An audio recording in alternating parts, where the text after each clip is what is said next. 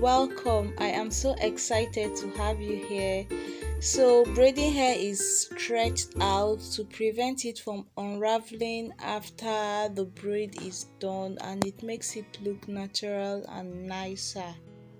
I will also be showing you three different techniques you can use to stretch your braiding hair and which one I consider the best and easiest, just comparing all of them. So the first thing I do is to take down the braids that the braiding hair comes with.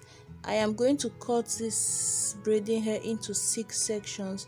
So the first thing I do is to shear it into bend it into two equal sections, then cut.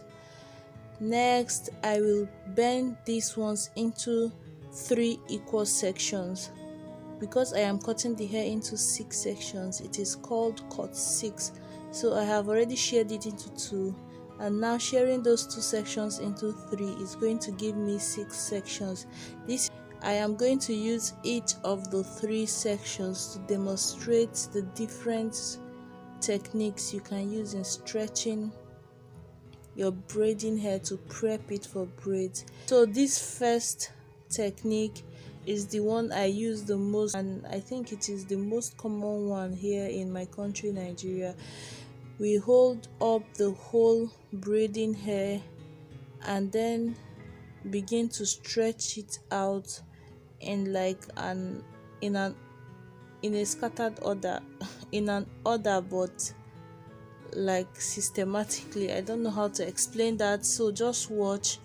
I use my thumb and my index finger on my left hand to shift the braiding hair I intend to stretch out. So I move it, then use my right hand to stretch it out. Remember that the whole point of this technique is to make the ends of the hair uneven. Before I learned how to make hair, I thought there was more to this technique, and I would apply so much pressure on my thumb and index finger on my left hand, feeling as if I was also like, when I heard stretching the hair, I thought I was like I needed to pull the braiding hair to be no longer, but I didn't understand why. But I found it very difficult then, because my hands would hurt from applying so much pressure to the braiding hair while pulling it. That is very, very unnecessary. The whole point is just to make the ends uneven, and sometimes you might pull this way and mistakenly pull too much. You just go back to the one that is already bended and scattered and just uneven it more. If it gets confusing, you can always, or if it gets too bulky in your hand, you can always take off the section you have done and continue the way I just did. So you use your 2 fingers on your left hand to move a little bit of the hair forward towards where you are picking it, and then use your right hand to pull those braiding hair out, just only so that their tips will have varying length as you're pulling it.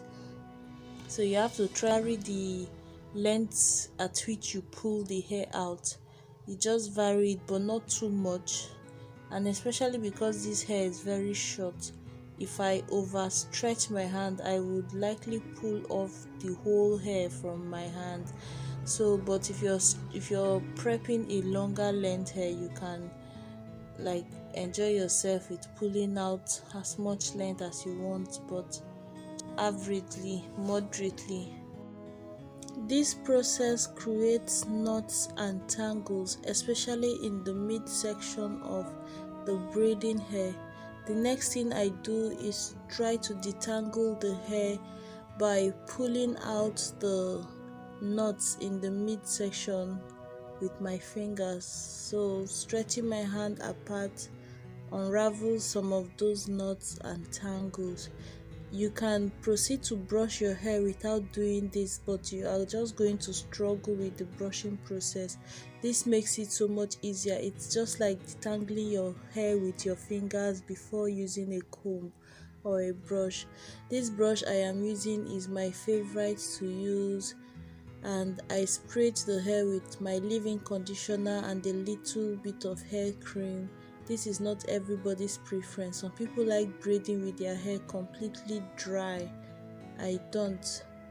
So over to the second technique. I call a braider of mine. This was her favorite and most used technique, but I have never ever used it. Although I have watched her using it several times, I just felt it wasn't, I don't know, it wasn't as good to me as what I was used to. That was why I didn't try it. Like at this point my face was squeezed. Like I was wondering why the heck did she like this method. It was so slow in unraveling, or it was so slow in unevening the ends of the hair, and it felt like I was doing double work. Like in the process I realized a more efficient way of doing it, and this involved, instead of just opening and stretching at once the way I have been doing here, you like move through the scatter the hair a little bit before you pull your hands away. So I force with the hair and just move it around, unevening the middle part of the hair before I pull my hand apart. So instead of just yanking into two and placing back, yanking into two, you kind of use your two hands to mix the midsection of the hair before you yank it away. So that part that you rubbed together is going to cause the middle part to uneven, and it will also affect the end of the braiding hair.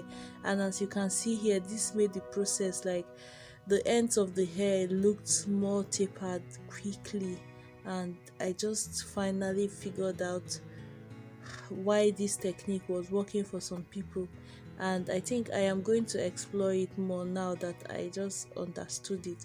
But before, I sincerely thought she was just sharing into two, and the idea behind the technique was that you would go two by two by two by two by two until it becomes uneven, which to me was just crazy. And that is one thing I have learned with braiding hair, or just things that have to do with your hands and creativity. Everybody has a way that works for them, and you cannot just easily write off.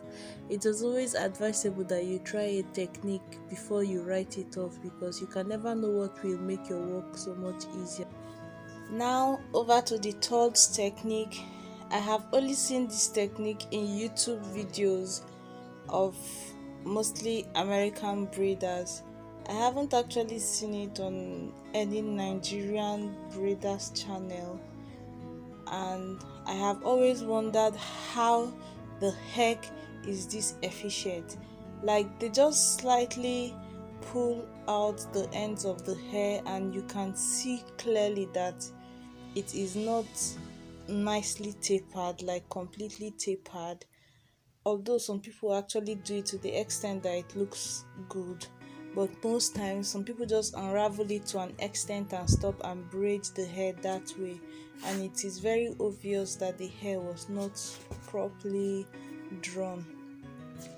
But that is where I have come across this hairstyle, this technique, only on YouTube videos, and never on a Nigerian braiders channel or just anybody making her hair. So I am also curious to see how this really quick yet ineffective looking technique works out for people, and if it actually braids the hair nicely. I know that I will be switching over to this because it's so much easier to do. You literally see people just pull the hair up to this extent, brush it out, and they are done. Okay, we are going to try it and see for ourselves today. So after the brushing, everything was just flying, because some of them were pulled and some were not pulled. The hair was, and because my hair is so short, I was combing off a huge chunk of the hair. I promise you, this is what I see on YouTube channels, like this stretch, like just like this, and people stop and braid with it. So there is no need to keep you waiting. After trying this, so I had A, B, and technique C. This is the C part. I decided that somehow this one was going to be shorter than the other two I have stretched, because of how much how in if I don't know how unstretched it was. So I decided to start braiding with this hair. This hair frustrated the hell out of me. Like when my client gives me a chunk of the hair to braid with, I would just see like very sharp even section and then tapered section, and when I was braiding the hair, a huge chunk of even part would just stick out of the braid. It was crazy. Like this thing stressed me. I had to like stop in between the braids, or like when I get a section to braid with, I would now go in and stretch that little section out before braiding the hair. It was so frustrating. Like I do not understand how people are able to braid with this hair and actually get their work done. Kudos to those braiders. Maybe they didn't know more efficient ways of braiding, or they figured out how to braid with this and still just look at those things coming out. Look look look at that. How that, it was so annoying. So comparing the three of them, this is the second one. So this is B and C. And okay, I decided that maybe I wasn't fair enough. Let me just like spray more water and leave-in conditioner on this and brush it out a little bit more to see if it will be better. You can literally see the amount of time it took me to stretch that. I just gave it few plucks, or maybe I should have done it more, I don't know, but that's the duration and the intensity I have seen in videos. Like they just pick mine even looks better than most of the ones I see, and yet they proceed to braid their hair like that, and at the end of the day their hair still looks okay, I guess. So I am going to place these three side by side to see if you can tell any difference in both the length and uneven ends that stick out. So placing them side by side, it is easier to tell which one is the winner. We can see the first technique A, second technique B, third technique C. A is more fluffed out and more uneven, B is next, and C, zooming in closer, you can see them very well. C looks like a synthetic hair and A looks like a human hair. So this is the hair I braided with this braiding hair. You can see the back is really short. The link will be in the description bar. I have some other videos, especially videos that will interest a beginner, like how to pass straight line, how to make a flower braid, how to braid a very short fussy hair that is less than 1 inch. This hair I braided today is even shorter than this one. I appreciate your time here with me on my channel. Thank you so much. Have a blessed day.